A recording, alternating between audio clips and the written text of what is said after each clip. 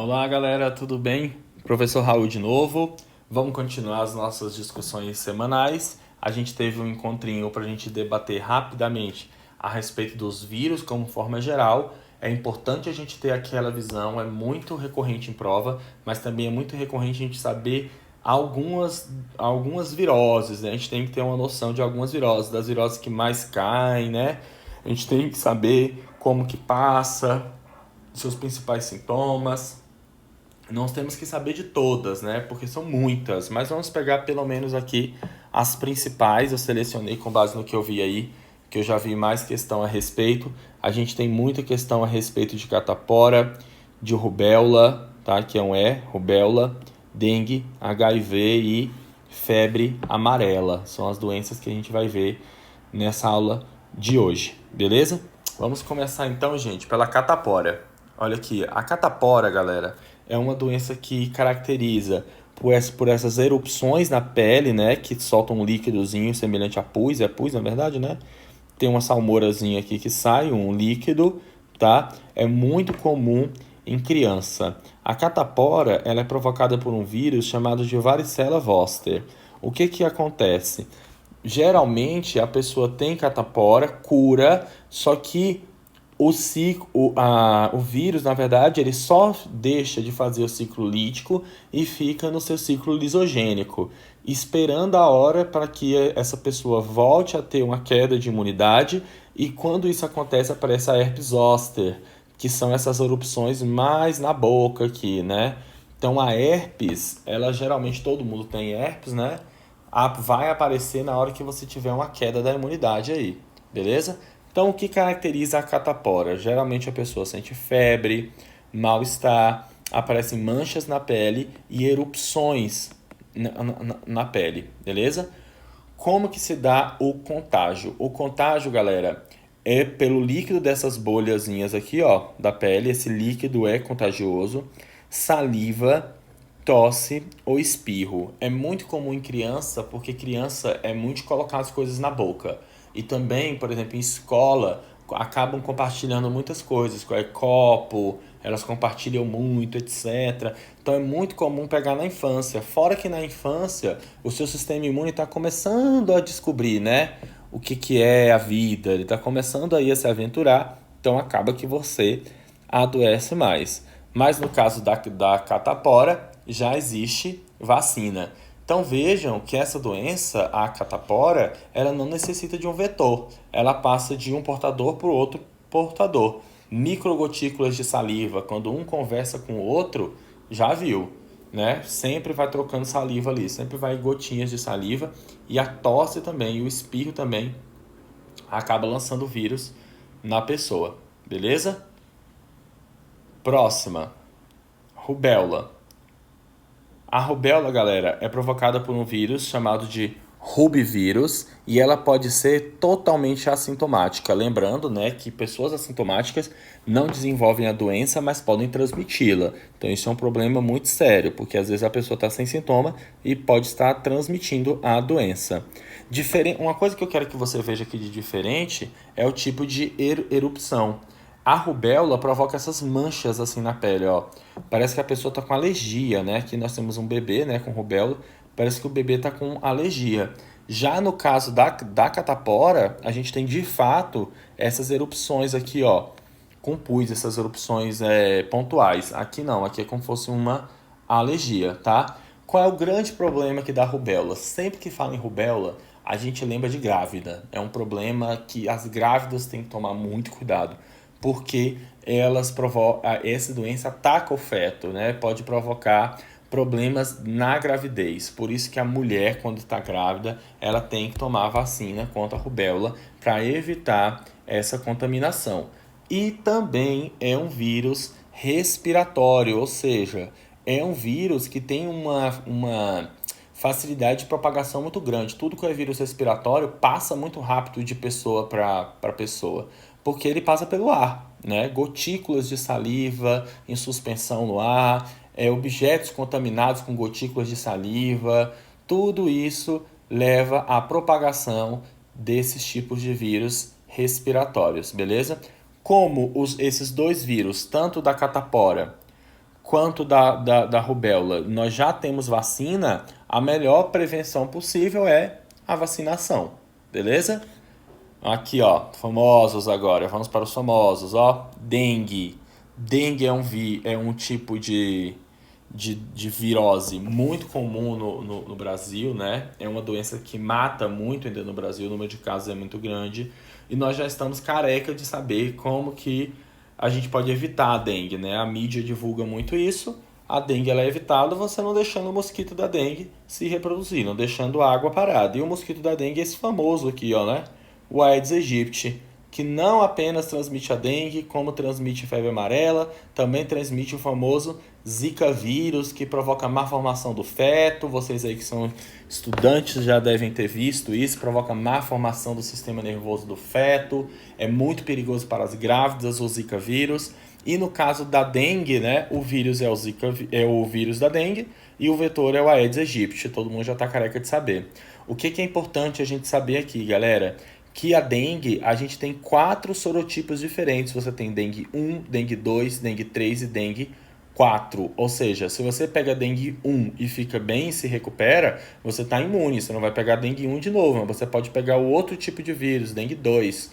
E também pode pegar o terceiro, que é o dengue 3 e o dengue 4. Que quando você parte, você já pegou o 1, o 2, e você parte para dengue 3 e dengue 4, aí você pode ter um problema e desenvolver a famosa dengue hemorrágica, né, que provoca sangramentos, beleza? Sangramentos, até mesmo por extremidades, gengiva, tudo isso provoca sangramento na dengue 3 e na dengue 4, beleza? A dengue, quando ela parte do sorotipo 3 e 4, ela pode se tornar uma doença hemorrágica, tá? Pode provocar sangramentos aí. Então, é uma doença bem séria mesmo, a dengue. Forte dor muscular, fotossensibilidade, muita febre, mal-estar, vômito, náusea. É um vírus, assim, que é bem sério, né? Bem perigoso, dengue. Quem já teve aí sabe do que eu tô falando, que não é brincadeira. Eu já tive 2 vezes, então eu tive dengue 1 e dengue 2, né? Talvez. Então, eu posso falar com propriedade, é muito ruim, dá uma fotofobia assim horrível. E o mosquito da dengue, né, o Aedes aegypti, ele tem essa característica, tem gente que sabe, consegue até reconhecer, né? Se ele tem essas patinhas aqui, né, essas patinhas preto e branco, preto e branco, preto e branco, a pessoa já fala, olha, eu estava sendo picado por um mosquito da dengue, ele tinha até as patinhas preto com branco lá, eu vi. Só que nós que já estamos estudando aí, nós sabemos que o fato de você ser picado por um mosquito Aedes aegypti não obrigatoriamente significa que você pegou dengue, porque o mosquito tem que estar, obviamente, carregando o vírus. Então a transmissão acontece do homem para o homem por meio da picada da fêmea do mosquito Aedes aegypti. A fêmea que precisa de sangue para nutrir os seus ovos. Então a fêmea que é hematófaga, né? Ela que vai atrás de sangue. Então ela pica uma pessoa com a dengue e pica uma outra pessoa com dengue e vai transmitindo a dengue de um indivíduo para o outro. Então não obrigatoriamente se você foi picado por Aedes aegypti, você vai ter dengue. Ele precisa estar carregando o vírus, ele precisa ter picado uma pessoa portadora da doença. Então, como é um vírus que diferente da catapora ou da rubéola que a gente viu atrás, como é um vírus que precisa de um vetor, uma forma de você eliminar a disseminação dessa doença, uma doença tão séria como é a dengue, é a gente eliminar esses pontos, esses criatórios de mosquito. É evitar a água parada, né? Ele coloca os ovos na água parada. Se você evita que o mosquito nasça, aí pronto, acabou. Você já evita a propagação do vírus. Coisa importante que eu quero trazer para vocês, olha aqui, ó, temos aqui o vírus da dengue, tá? A gente tem aqui ele com as suas proteínazinhas de reconhecimento e aqui, olha só, ele é um vírus de RNA positivo, ou seja, é um vírus de RNA e é um vírus que quando entra na célula, ele já é lido como RNA mensageiro, o RNA dele. Então, na hora que ele entra na célula hospedeira, a célula hospedeira já acha que aquilo ali é um RNA que ela tem que transcrever e ela começa a fazer várias cópias desse vírus. Beleza? Próximo, febre amarela. O vírus da febre amarela, galera, É um vírus também muito sério, pode ser mortal e provoca uma série de sintomas muito sérios, como dor de cabeça, enjoo, náuseas, hepatite, ou seja, a inflamação do fígado, e também ele ataca os rins. O que é importante a gente saber da nossa prova aqui, ó? E como que costuma cair em prova? Nós temos dois tipos de ciclos aqui diferentes. A gente tem o ciclo silvestre da febre amarela e o ciclo urbano. Isso aqui cai muito em prova. Então, no ciclo silvestre, esse vírus fica sendo transmitido de um macaco para o outro por meio de um mosquito vetor. Esse aqui, ó. Gente, não vou conseguir ler o nome dele. Amagogos sabetes, né? Esse mosquitinho aqui, tá? Então, esse mosquito, ele fica fazendo a transmissão do vírus de um macaco para o outro aqui dentro da floresta. Só que esse mosquito pode picar o homem, se o homem ficar indo em regiões de floresta onde tem o vírus da febre amarela. Quando esse homem visita a floresta e é picado por esse mosquito, ele traz o vírus para o ambiente urbano. Aqui, no ambiente urbano, quem realiza esse processo de transmissão entre os humanos já é o nosso amiguinho aqui, ó, famoso, Aedes aegypti. Como que costuma cair em prova? Ele costuma te pegar aqui, ó. O Aedes aegypti, ele faz o papel de vetor na cidade. E esse outro mosquitinho aqui faz o papel de vetor no ciclo silvestre, que acontece entre macacos, beleza? Veja que é um vírus que consegue contaminar macacos e o homem, graças à nossa similaridade entre as células, né? Então, as proteínas de reconhecimento dos dois vírus aí são muito similares, beleza? Vamos para o último. Cai demais. HIV, beleza? A primeira coisa, a gente tem que diferenciar o que é HIV e o que é AIDS. Isso aí é muito cobrado em prova. HIV é o vírus. Se você é HIV positivo, isso significa dizer que você tem o vírus HIV. Mas não obrigatoriamente você vai desenvolver a AIDS, que é a doença provocada pelo vírus HIV. Não podemos confundir um com o outro. Por quê? Por exemplo, hoje em dia, graças a Deus, a gente tem uma série de medicamentos, de coquetéis, que controlam muito bem o HIV. Hoje em dia, a gente tem pacientes que conseguem ficar com HIV indetectável, né? A pessoa não consegue detectar o HIV na célula dela. Então, a pessoa tem HIV, mas não desenvolve a AIDS, ou seja, o vírus está lá, mas não provoca dano, tá? Então, ele não vai provocar a síndrome da imunodeficiência adquirida, que a gente chama de AIDS, tá?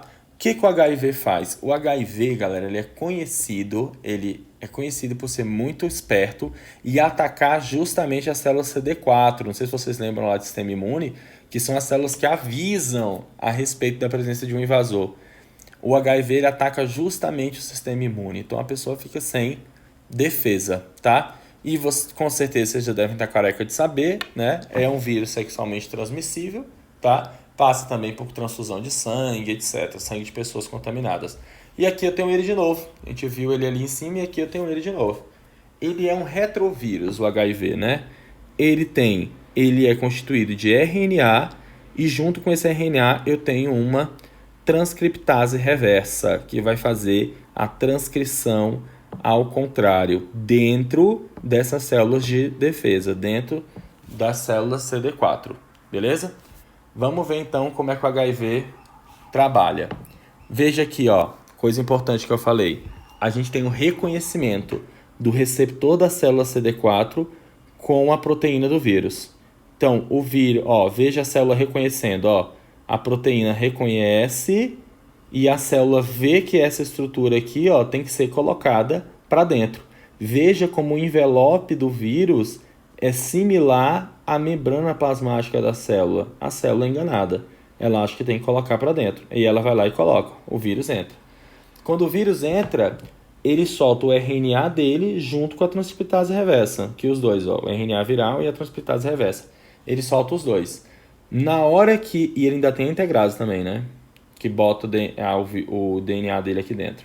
Então, na hora que solta, o RNA dele é reversamente transcrito, né? Transformado em DNA. E a integrase, que é uma proteína que ele traz também, coloca o DNA do vírus HIV dentro do DNA da célula hospedeira. Agora aqui o HIV pode fazer escolhas, digamos assim, entre aspas. Ou ele entra no ciclo lítico, começa a replicar, né, freneticamente aqui dentro, e leva essa célula CD4 a morrer e a lisar, e aí começam os sintomas, ou ele fica quietinho aqui dentro no ciclo lítico, ou lisogênico, desculpa, no ciclo lisogênico, e espera essa célula fazer uma mitose, porque na hora que ela fizer a mitose, esse DNA vai ser todo duplicado e, consequentemente, o DNA do vírus vai ser todo duplicado. Como que funciona, então, o coquetel, né, antirretroviral, né, o coquetel contra o vírus HIV? A gente tem medicamentos, drogas, que seguram o vírus HIV eternamente no ciclo lisogênico. Eu vou segurando ele no ciclo lisogênico, seguro no ciclo lisogênico. Se eu segurar por muito tempo, acontece o que com essa célula? Essa célula simplesmente morre de velhice. Se essa célula morre de velhice, junto com ela morre o DNA viral. É assim que a gente faz tratamento contra HIV. Beleza? Ótimo. E quando a gente trata de HIV, também costuma cair esse gráficozinho aqui, ó, onde a gente tem a contagem de células CD4 pela carga viral. Então, na sexta semana após o contágio, a gente tem um aumento drástico da carga viral e, consequentemente, uma queda muito acentuada da contagem de células CD4, porque elas estão morrendo aí, beleza? Depois o seu vírus aumenta a produção de células CD4 para tentar combater o vírus. Então a gente tem, ó, aqui da semana 12 aqui, ó, até mais ou menos aqui, depois de alguns anos, olha aqui, ó, né? A gente tem o seu corpo compensando a falta de CD4, produzindo mais, e o vírus lá embaixo. Então os sintomas aqui, ó, desaparecem. Vou escrever aqui, ó, sem sintomas. Só que essa situação aqui se inverte com o passar do tempo. Se a pessoa não tomar um coquetel, não tomar as medidas cabíveis, aí inverte tudo. A quantidade de vírus sobe drasticamente e a quantidade de CD4 cai muito. Aí aqui tem, ó, a AIDS ocorre quando a contagem de CD4 chega a 200, quando a quantidade de CD4 é muito pequena. Aí a gente fala que a pessoa está com AIDS, ou seja, ela está com o sistema imune muito debilitado devido ao vírus HIV. Galera, então é isso. A gente tem vários vírus. Eu trouxe para vocês só alguns, porque esse nosso encontro é curtinho, mas eu aconselho vocês a pelo menos saberem diferenciar, né? Bater o olho no nome da doença e saber se ela é uma virose, se ela é uma bacteriose, se ela é uma micose, se ela é uma verminose, para não confundir um com o outro, beleza? Tentei trazer aqui as que eu achei mais importantes, as que mais são recorrentes em prova, tá? Desejo a vocês aí bons estudos, que vocês continuem nessa caminhada aí que é muito importante para vocês. E é isso. Qualquer coisa vocês já sabem onde me encontrar. Bons estudos, galera. Tchau, tchau.